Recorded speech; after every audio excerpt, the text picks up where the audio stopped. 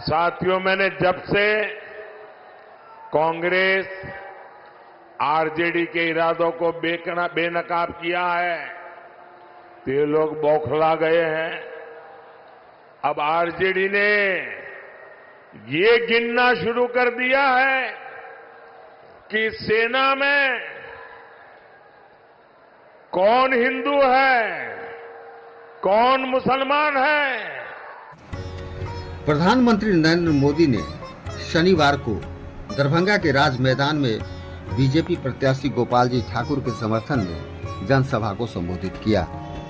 यहां से उन्होंने मिथिला क्षेत्र की 4 सीटों दरभंगा, झंझारपुर, मधुबनी और समस्तीपुर को साधा।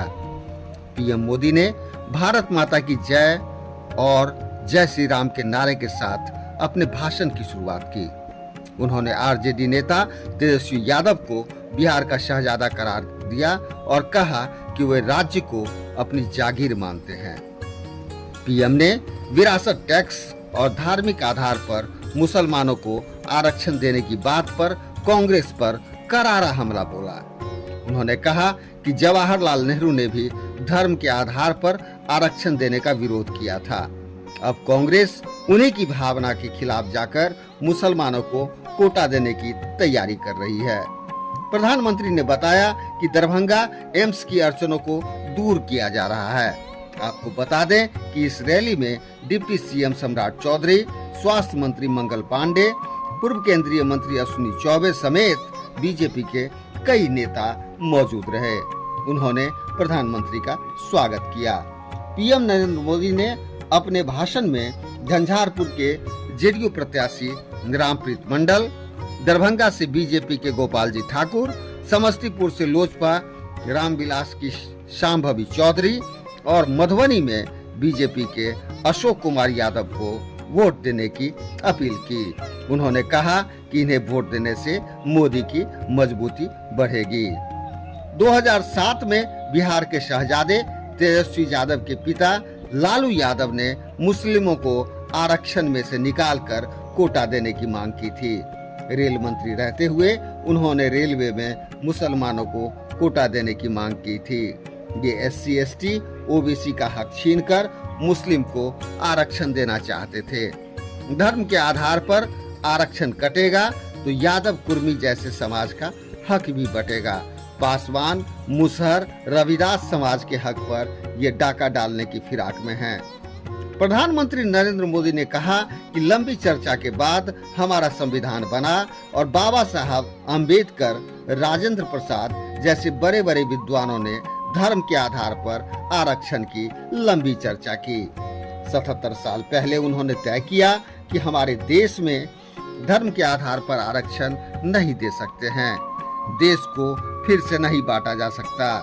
बाबा साहब ने इसके खिलाफ खुलेआम वकालत की। पंडित नेहरू ने धर्म के आधार पर आरक्षण का विरोध भी किया था। अब हमारे गरीब SC, ST, OBC का कांग्रेस से मोह भंग हो गया है। कांग्रेस नेहरू की भावना के खिलाफ जा रही है और बाबा साहब अंबेडकर की पीठ पर छुरा घोंपने का काम कांग्रेस कर रही है। कांग्रेस पर निशाना साधते हुए उन्होंने कहा कि दलित, आदिवासी और OBC कोटे को कम करके धर्म के आधार पर मुस्लिमों को आरक्षण देने में लगी हुई है। यह साजिश में आरजेडी भी कंधे से कंधा मिलाकर चल रही है। प्रधानमंत्री ने अपने भाषण में कहा कि दरभंगा में विकास की धारा बह रही है। यहाँ एयरपोर्ट हो, रेलवे स्टेशन की बात हो, अमृत भारत ट्रेन की बात हो या आधुनिक सड़क का मामला हो, हर तरफ चारों तरफ काम काफी तेजी से हो रहा है। दरभंगा एम्स की अड़चनों को भी दूर किया जा रहा है। दरभंगा में IT पार्क बना जिससे युवाओं को नए अवसर पैदा होंगे। मिथिला में मखाना, लीची और आम खूब होता है। अच्छी सड़कों और इंफ्रास्ट्रक्चर से इसका एक्सपोर्ट दुनिया भर में किया जा सकेगा। पीएम मोदी ने आरजेडी और कांग्रेस पर हमला बोलते हुए कहा कि कोरोना काल में बिहार के लोगों के साथ ईडी गठबंधन वालों ने गलत काम किया था। महाराष्ट्र समेत जिन राज्यों में ईडी गठबंधन की सरकार बनी थी वहां से बिहार के लोगों को भगा दिया गया। बिहार के लोगों को बसों में बैठाकर रास्ते में छोड़ दिया गया था। आज भारत ऊंचाई पर पहुंच गया है। 10 साल पहले भारत दुनिया की 11वें नंबर की अर्थव्यवस्था थी और बीते 10 साल में 5वें नंबर पर हम पहुंच गए हैं। कोरोना काल में 100 साल के बाद बड़ा संकट आया। दुनिया सोचती थी कि भारत बर्बाद हो जाएगा, लेकिन उस समय हमने सामर्थ्य दिखाया और देश उस संकट से बाहर निकला। भारत ने दुनिया को भी राह दिखाने की काम की। इस तरह दरभंगा में प्रधानमंत्री मोदी ने कांग्रेस और आरजेडी को निशाना साधते हुए कई अपनी महत्वपूर्ण बातें रखी।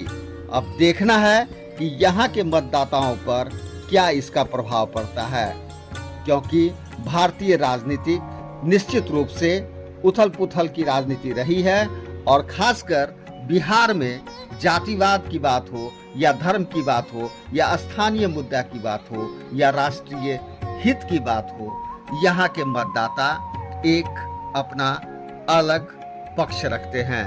ऐसे में मोदी का करिश्मा यहाँ किस कदर आगे अपना एक रास्ता बनाने का काम करता है, या आने वाला वक्त ही बताएगा, खासकर जो 7 तारीख और 20 तारीख को यहाँ वोटिंग होने वाली है। इस तरह प्रधानमंत्री नरेंद्र मोदी का दरभंगा दौरा आगे क्या रंग लाता है, या आने वाला वक्त ही बताएगा। मैं ललित झा, न्यूज इंडिया दरभंगा से, नमस्कार। साथियों, मैंने जब से कांग्रेस आरजेडी के इरादों को बेनकाब किया है तो ये लोग बौखला गए हैं। अब आरजेडी ने ये गिनना शुरू कर दिया है कि सेना में कौन हिंदू है, कौन मुसलमान है, यही इनका असली चेहरा है। ये लोग समाज को बांटने के लिए, देश की एकता तोड़ने के लिए कुछ भी कर सकते हैं। मां भारती की रक्षा के लिए जो सीने पर गोली खाता है वो पहले भारतीय होता है। और ये आरजेडी के लोग उसे हिंदू मुसलमान की नजर से देखते हैं। मैं जरा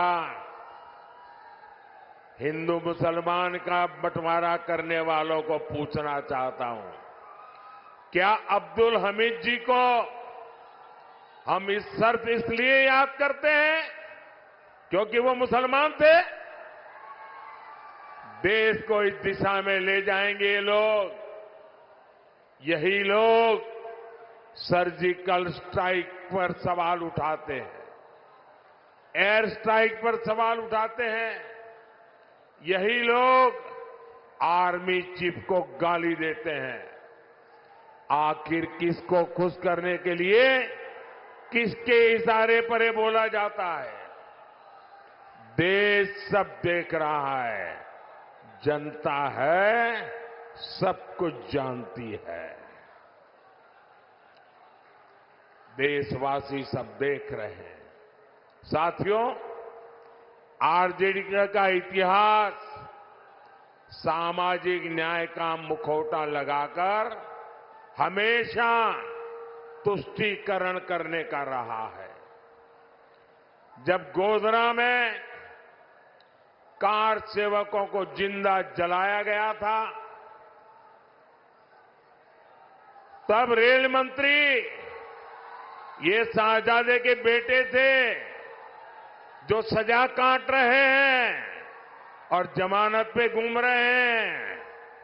उन्होंने दोषियों को बचाने के लिए सुप्रीम कोर्ट के एक जज की कमेटी बनाई, बेन राजी कमेटी। सोनिया बहन का राज था ना, और इसलिए उन्होंने बेन राजी कमेटी बनाई थी। वो जज का नाम बेनर्जी था तो लोग बेन राजी बोलते थे। और उससे ऐसा रिपोर्ट लिखवाया कि 60 कार सेवकों को जलाने वाले निर्दोष छूट जाए। लेकिन ये रेल मंत्री जो अभी जेल में जिंदगी गुजारने के लिए मजबूर है, जमानत पे घूम रहे हैं, अदालत ने उनके इस रिपोर्ट को कूड़े कचरे में फेंक दिया और उन सबको सजा सुनाई, फांसी तक की सजा हो गई।